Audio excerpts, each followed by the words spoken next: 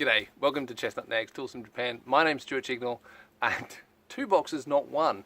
I think one of them must have been held up over Christmas, so they've both arrived at the same time. Like normal, I can't remember what's in them, but I've got a bit of an idea. Starting with the first one. But something sharp to open them.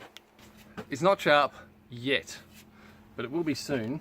It's sporting the new handle that I've just made in the last few videos that I've done. So if you haven't seen those, you can go check them out. Very shortly, it's going to be sharpened. Special job, which you probably won't guess, but probably won't surprise you when you see it. Okay, what have we got? Knives. Gee, that's a nice one underneath that rust. 𝗠𝗱 𝗦𝗰𝗶𝗲. Interesting maker's mark. Very nice. Not packed particularly well. And I'm wondering if this mark here means they've been sharpening with a steel. Geez, that's a good one.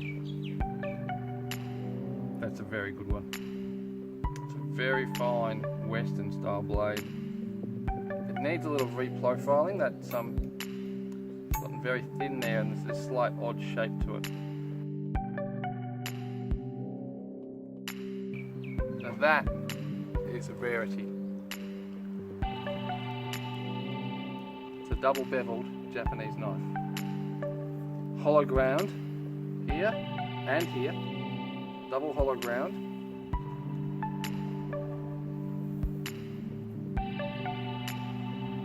Very nice.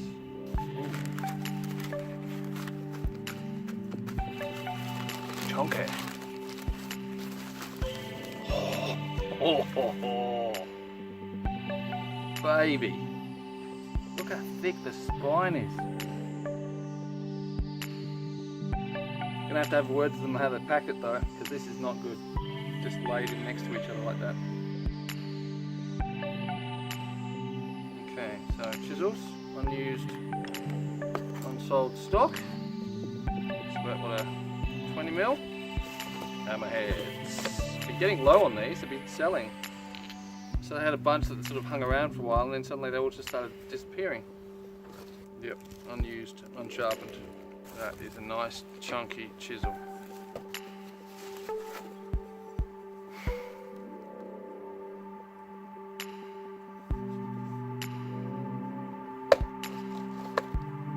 Also, got these. And I'm thinking that these would be great for crevicing tools.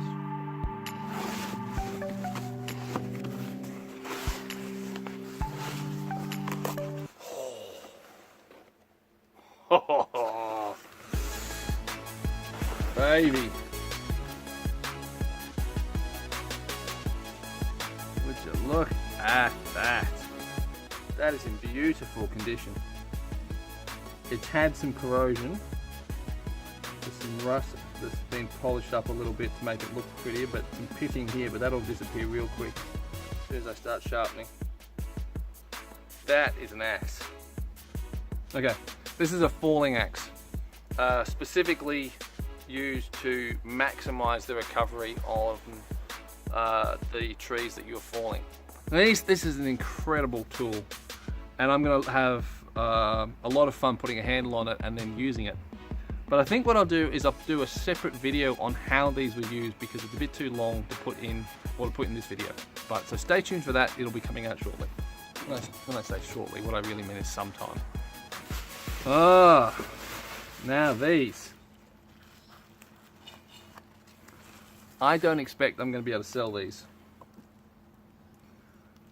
but these are logging tools. They're basically made to move trees around. I've got one of these that's very, very similar to this style, but it's a slightly different shape. But one of the things I thought they might be really good for is moving big boulders when I'm out prospecting. So I'm going to have to put the handle on one and give it a go. But that's got, you know, they'll first go in the electrolysis bath to clean them up. But geez, that's a big one.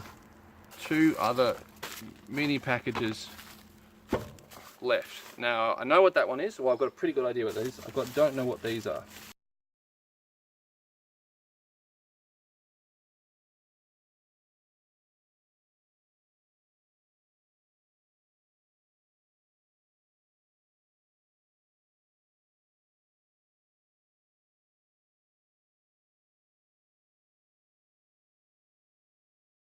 All right, now for the final.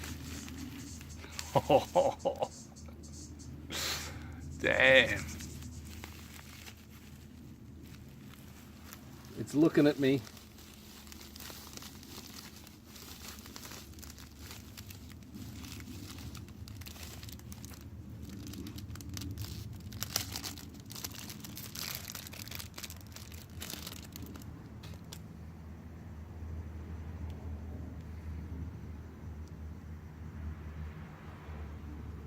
The dragon and the tiger.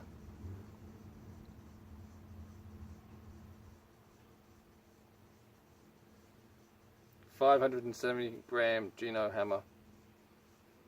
Very, very nice. But I'm definitely missing one hammerhead. One of these. These are much cheaper than those.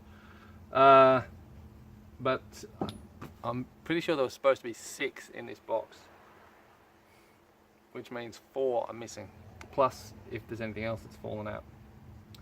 So that is a concern. That is a big concern. But let's get on to the second box. Something which has already come out of it is this very nice shoji screen plane. Like, look at that. Look at that blade in there. That looks like sharp. Ready to knock down and use sharp. Right, this whole box was one lot, one purchase. I'm not sure if the guy had died or he's retired or what, but yeah, I'm looking forward to seeing what we got. That's immaculate. Like, look at the shine. Look at the bevels there. You know, that is a tool that's ready to use. Well, sorry, that was a tool that was ready to use when it was put in the box. Coming to Australia, changing climate, changing weather, changing moisture content of the wood, it might need some tuning now, but not much. Look at the mouth on that. Look how close that is.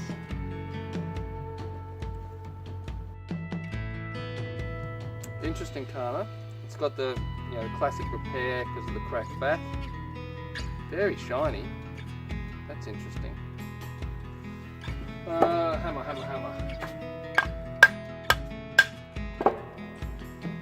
And whenever you get planes, Japanese planes,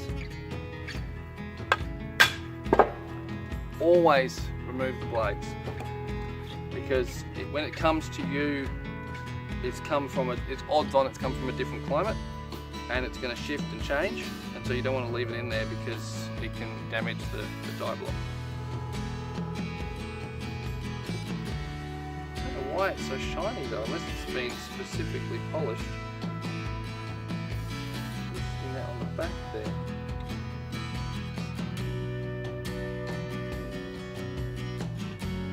Because you see, like, normally what you have with a die is a slight gap here and here so that you can do your lateral adjustments of the blade. Now I'm assuming because it's the Australian summer, the die has shrunk and it's removed that gap because it's closed in.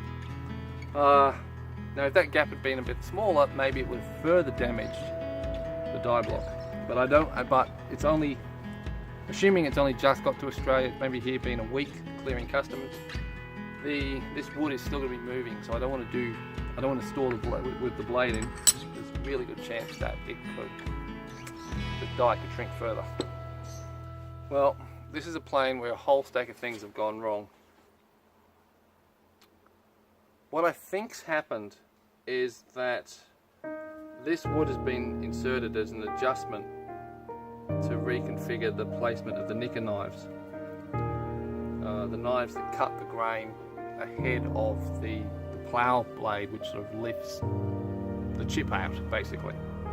So the idea is you're using one of these across the grain, the nicker knives cut the grain, and then the plough plane ploughs up what the nicker knives have cut. Problem is, this piece of wood's been too big, and it's forced the knife too far this way, and it's actually broken off the wood in here, holding the plate in, which holds the knives in. So I'm not sure how secure that is. Also, in bringing the nicker knives too far this way, it's brought them into contact with the actual plane blade, and when this has been brought home, it's actually chipped off the edge of the blade there.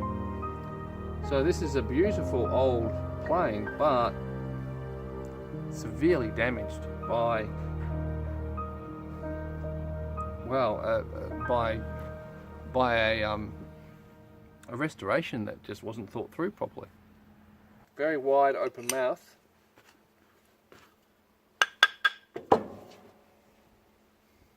Good candidate for a roughing plane, which I need. So I think this is a 𝗁𝗃𝗃𝗃𝗃. It's a mass market brand, quality. They're barely used.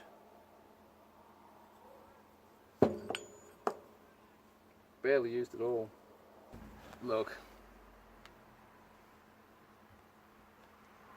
And that's a fresh split.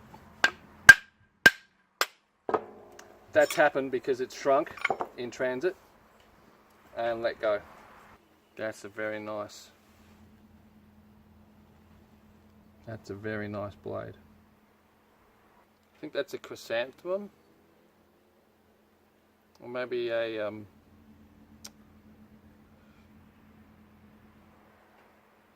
𝗁𝗱.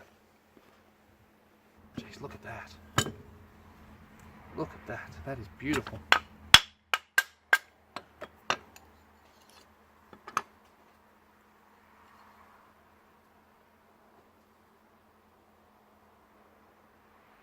I'll be happy with that. That's immaculate. Well, not a bad haul. Now, of course, I've got the job. I've got to catalogue everything, got to label everything, and get it and work out what I'm keeping, work out what I'm not keeping, and what I'm not keeping, get it up on eBay as quickly as possible. Straight up, some of those moulding planes I'm going to be keeping because they're in almost perfect nick. A slight restore and they'll be ready to go after I've let them sit and settle for a few weeks here, for them to get used to the climate. The deep bit axe is another one that I'll be keeping, and there'll be a video coming up at some point where I'll be doing the handle for that, and I'll also do the video on how you use them. I'm not sure I can afford to keep this little baby as much as I'd like to. Very expensive. So I'll put that up on eBay, and if no one buys it, well then I might have to keep it. Sigh. By the time you watch this video, by the time I've published it, by the time it's ready for viewing, I will have pushed the button and scheduled what's for sale here to be on sale on eBay in about 30 seconds from now. So if you want to check that out and check out the listings, check out some of the prices, and if you want to buy anything, head over to eBay and look up my store and it'll be all there. But for now, I've got to get to work sorting all this lot out. So wish me luck, and I'll catch you guys later.